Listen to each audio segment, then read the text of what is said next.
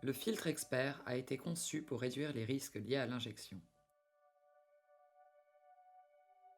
Sa membrane à 0,22 microns permet de filtrer les bactéries, les champignons, les particules des excipients de médicaments ou autres produits de coupe. Sa filtration est la seule qui permet de réellement réduire les risques de poussière et d'abcès, mais aussi le gonflement des mains, la présence de talc dans les poumons et toutes les complications qui vont avec.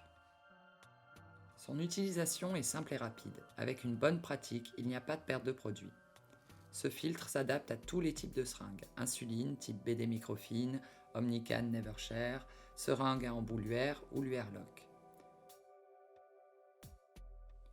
On prépare son produit comme d'habitude. Si vous devez chauffer votre produit, attention à ne pas filtrer un produit trop chaud, patientez un peu.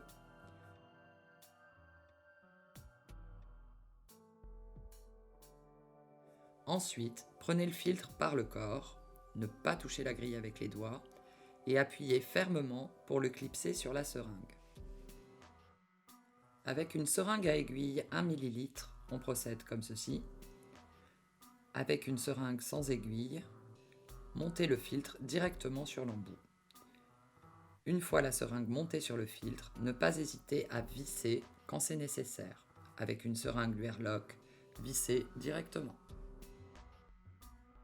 Posez maintenant le filtre au fond de la cup sans le coller complètement pour éviter tout effet ventouse, mais qu'il soit bien dans votre mélange liquide pour ne pas aspirer d'air. Tirez sur le piston lentement pour aspirer le produit. À ce stade, votre seringue n'est sans doute pas tout à fait pleine. Afin de la remplir et de récupérer le reste de votre produit, chassez l'air sans enlever le filtre et rincez. Pour rincer, on remet quelques gouttes d'eau dans la cup, 4 à 6 gouttes pour une seringue d'1 ml, 8 à 10 gouttes pour une seringue de 2 ml. Cela va permettre donc de rincer le filtre et de ne pas perdre de produit. Maintenant, on aspire encore une fois pour bien remplir notre seringue. Puis, on enlève le filtre.